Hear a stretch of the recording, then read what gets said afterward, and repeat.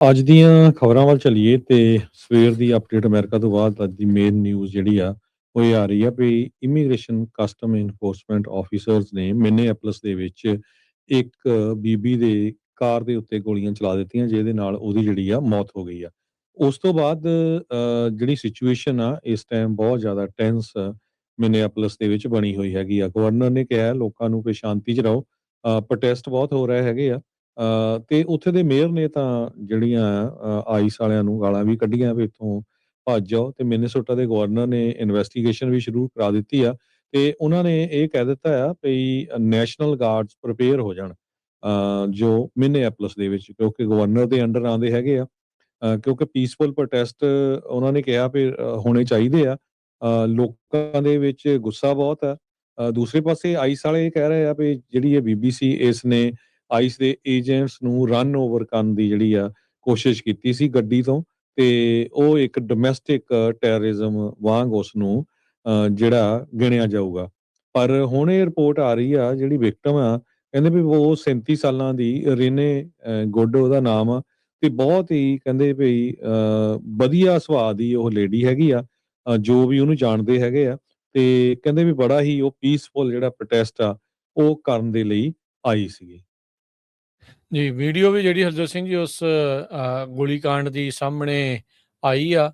ਇਹ ਗੱਡੀ ਪਿੱਛੇ ਕਰਦੀ ਆ, ਅਗਾਂਹ ਕਰਦੀ ਆ, ਨੁੱਕਰ ਤੇ ਬਿਲਕੁਲ ਗੱਡੀ ਦੇ ਨਾਲ ਹੀ ਇੱਕ ਫੈਡਰਲ ਏਜੰਟ ਹੁੰਦਾ ਆ, ਜੋ ਕਿ ਜਦ ਜੋ ਇਹ ਕਹਿ ਰਹੇ ਆ, ਦਾਅਵਾ ਕਰ ਰਹੇ ਆ ਵੀ ਉਸਨੇ ਉਹਨੂੰ ਥੱਲੇ ਦੇਣ ਦੀ ਕੋਸ਼ਿਸ਼ ਕੀਤੀ, ਉਸੇ ਦਰਮਿਆਨ ਇਹਨੇ ਗੋਲੀ ਚਲਾਈ ਆ। ਗੱਡੀ ਜਿਹੜੀ ਵੀਡੀਓ ਦੇਖ ਕੇ ਹਰ ਇੱਕ ਬੰਦਾ ਜਿਹੜਾ ਉਹ ਆਪ ਅੰਦਾਜ਼ਾ ਲਾ ਸਕਦਾ ਵੀ ਕਿਸ ਤਰੀਕੇ ਦੇ ਨਾਲ ਇਸ ਟਾਈਮ ਜਿਹੜੀਆਂ ਉੱਥੋਂ ਤਸਵੀਰਾਂ ਤੇ ਜੋ ਵੀਡੀਓਜ਼ ਉੱਥੋਂ ਆ ਰਹੀਆਂ ਆ, ਲੋਕ ਬਰਫ਼ ਦੇ ਗੋਲੇ ਬਣਾ ਪੁਲਿਸ ਵਾਲਿਆਂ ਦੇ ਉੱਤੇ ਤੇ ਇਹਨਾਂ ਏਜੰਟ ਫੈਡਰਲ ਏਜੰਟਸ ਦੇ ਉੱਤੇ ਜਿਹੜੇ ਉਹ ਸੁੱਟ ਰਹੇ ਨੇ। ਮਾਹੌਲ ਕਾਫੀ ਜ਼ਿਆਦਾ ਜਿਹੜਾ ਹਰਜੋਤ ਸਿੰਘ ਜੀ ਉੱਥੇ ਗਰਮਾ ਚੁੱਕਾ ਹੈਗਾ ਆ। ਕੀ ਅੱਗੇ ਜਿਹੜੀ ਸਿਚੁਏਸ਼ਨ ਬਣਨੀ ਆ ਇਹ ਆਉਣ ਵਾਲਾ ਸਮਾਂ ਜਿਹੜਾ ਦੱਸੇਗਾ, ਪਰ ਸਿਚੁਏਸ਼ਨ ਬਹੁਤ ਹੀ ਜ਼ਿਆਦਾ ਬਹੁਤ ਟੈਂਸ ਆ। ਟੈਂਸ ਆ। ਸੋ ਸੋ ਬਿਲਕੁਲ ਭਾਂਬੜ 2000 ਕਿਸੇ ਵੀ ਤੋਂ ਟਾਈਮ ਮਚਣ ਵਾਲੀ ਜਿਹੜੀ ਗੱਲ ਆ ਇੱਕ ਹਿਸਾਬ ਦੇ ਨਾਲ ਬਣ ਸਕਦੀ ਹੈਗੀ ਆ। ਜੀ ਹਰਜੋਤ ਸਿੰਘ ਜੀ। ਜੀ।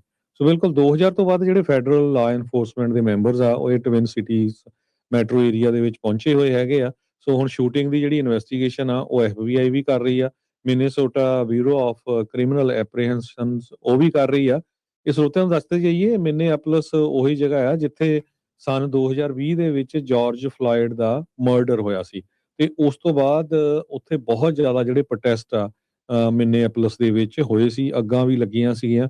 ਬਹੁਤ ਜ਼ਿਆਦਾ ਜਿਹੜਾ ਉਸ ਟਾਈਮ ਦੇ ਉੱਤੇ ਨੁਕਸਾਨ ਹੋਇਆ ਸੀ। ਇਸ ਟਾਈਮ ਵੀ ਲੋਕ ਪੂਰੇ ਗੁੱਸੇ ਦੇ ਵਿੱਚ ਆ ਤੇ ਜਿਹੜੇ ਇਮੀਗ੍ਰੇਸ਼ਨ ਕਸਟਮ ਇਨਫੋਰਸਮੈਂਟ ਵਾਲੇ ਆ ਉਹ ਲੋਕਾਂ ਦੇ ਉੱਤੇ ਪੈਪਰ ਸਪਰੇਅ ਵਗੈਰਾ ਜਿਹੜੀ ਆ ਉਹ ਵਰਤ ਰਹੇ ਹੈਗੇ ਆ। ਸੈਨੇਟਰ ਐਮੀ ਜੋ ਕਲੋਵਚਰ ਆ ਉਹਨਾਂ ਨੇ ਵੀ ਕਿਹਾ ਆ ਵੀ ਜੋ ਸ਼ੂਟਿੰਗ ਹੋਈ ਆ ਰੇਨੇ ਗੁੱਡ ਦੀ ਬਾਈ ਆਈਸ ਏਜੰਟਸ ਮੈਂ ਉਹਨਾਂ ਦੀ ਫੈਮਿਲੀ ਦੇ ਲਈ ਪ੍ਰੇ ਕਰਦੀ ਆ ਤੇ ਕਹਿੰਦੀ ਪਈ ਸ਼ਰੇਆਮ ਇੱਕ ਬੀਬੀ ਨੂੰ ਜਿਹੜਾ ਆ ਗੋਲੀਆਂ ਮਾਰ ਕੇ ਜਿਹੜਾ ਮਾਰ ਦਿੱਤਾ ਗਿਆ ਹੈਗਾ। ਕਹਿੰਦੇ ਪਈ ਇਹ ਟ੍ਰੈਜਡੀ ਇਸ ਕਰਕੇ ਹੋਈ ਆ ਵੀ ਐਡਮਿਨਿਸਟ੍ਰੇਸ਼ਨ ਨੇ ਫੈਡਰਲ ਏਜੰਟਸ ਨੂੰ ਸਟਰੀਟਸ ਦੇ ਵਿੱਚ ਜਿਹੜਾ ਆ ਭੇਜਿਆ ਸੀ ਜਿੱਥੇ ਕਿ ਲੋਕਲ ਲਾ ਐਨਫੋਰਸਮੈਂਟ ਦਾ ਜਿਹੜਾ ਕੰਮ ਹੁੰਦਾ ਹੈਗਾ ਤੇ ਇਨਕਲੂਡਿੰਗ ਕਹਿੰਦੀ ਪਈ ਜਿਹੜਾ ਸਾਡਾ ਰਿਸਪੈਕਟਡ ਪੁਲਿਸ ਚੀਫ ਬ੍ਰਾਇਨ ਓਹਾਰਾ ਆ ਉਹ ਵੀ ਜਿਹੜਾ ਇਹਦੇ ਵਿੱਚ ਸੌਰੀ ਫੀਲ ਕਰ ਰਿਹਾ ਹੈਗਾ। ਯਾ ਰਾਸ਼ਟਰਪਤੀ ਟਰੰਪ ਨੇ ਵੀ ਟਵੀਟ ਕੀਤਾ ਤੇ ਉਹਨਾਂ ਨੇ ਜਿਹੜਾ ਇਹ ਕਿਹਾ ਸੀਗਾ, ਕਹਿੰਦੇ ਵੀ ਇਹ ਜਿਹੜੀ ਬੀਬੀ ਆ ਜਿਸ ਦੇ ਉੱਤੇ ਗੋਲੀ ਚੱਲੀ ਹੈ, ਸੀਰੀਅਲ ਐਜੀਟੇਟਰ ਆ। ਕਹਿੰਦਾ ਉਹਨਾਂ ਦੇ ਕਹਿਣ ਮੁਤਾਬਕ ਇਹ ਬੀਬੀ ਦਾ ਕੰਮ ਹੀ ਸਿਰਫ ਇਹੀ ਹੁੰਦਾ ਸੀਗਾ ਵੀ ਜਿੱਥੇ ਵੀ ਜਾਣਾ ਪ੍ਰੋਟੈਸਟ ਵਗੈਰਾ ਜਿਹੜਾ ਉਹ ਕਰਨ ਦੇ ਲਈ। ਸੋ ਪਰ ਇਹ ਮਾਹੌਲ ਜਿਹੜਾ ਹਰਜੋਤ ਸਿੰਘ ਜਿੱਦਾਂ ਆਪਾਂ ਬਾਰ-ਬਾਰ ਕਹਿ ਰਹੇ ਹਾਂ ਵੀ ਤਣਾਅਪੂਰਨ ਬਣਿਆ ਹੋਇਆ ਆ। ਸੋ ਹੋਪਫੁਲੀ ਇਹ ਸਿਚੁਏਸ਼ਨ ਜਿਹੜੀ ਉਹ ਕੰਟਰੋਲ ਦੇ ਵਿੱਚ ਆਵੇ। National guard, federal agents, state ਦੀ ਪਾਵਰ, ਜਿਹੜੀ ਫੈਡਰਲ ਸਰਕਾਰ ਦੀ ਪਾਵਰ, ਬਹੁਤ ਜ਼ਿਆਦਾ ਜਿਹੜੇ ਕਲੈਸ਼ਿਸ ਆ ਉਹ ਹੋਣ ਦੀ ਜਿਹੜੀ ਸੰਭਾਵਨਾ ਇਸ ਟਾਈਮ ਬਣੀ ਪਈ ਹੈਗੀ ਆ। ਸੋ ਹੋਪਫੁਲੀ ਮਾਹੌਲ ਜਿਹੜਾ ਉਹ ਬਚਾ ਹੀ ਵਾਲਾ ਹੀ ਰਵੇ।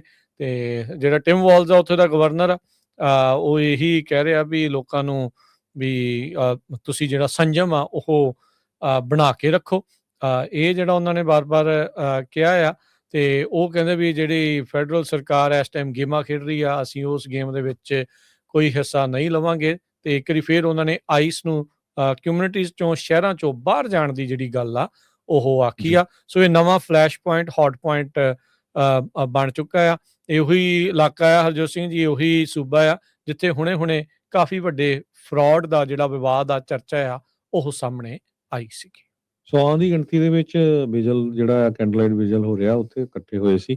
ਸੋ 37 ਸਾਲਾਂ ਦੀ ਰੇਨੇ ਗੁੱਡ ਕਹਿੰਦੇ ਵੀ ਉਹ ਯੂਐਸ ਦੀ ਸਿਟੀਜ਼ਨ ਆ ਤੇ ਗੋਰੇ ਮੂਲ ਦੀ ਜਿਹੜੀ ਬੀਬੀ ਹੈਗੀ ਆ, ਇਹ ਨਹੀਂ ਵੀ ਇਮੀਗ੍ਰੇਸ਼ਨ ਕਸਟਮ ਐਨਫੋਰਸਮੈਂਟ ਵਾਲੇ ਉਹਨੂੰ ਫੜ ਰਹੇ ਸੀ ਜਾਂ ਉੱਥੋਂ ਉਹ ਭੱਜਣ ਦੀ ਕੋਸ਼ਿਸ਼ ਕਰ ਰਹੇ ਸੀ। ਇਦਾਂ ਦੀ ਕੋਈ ਗੱਲਬਾਤ ਨਹੀਂ ਹੈਗੀ।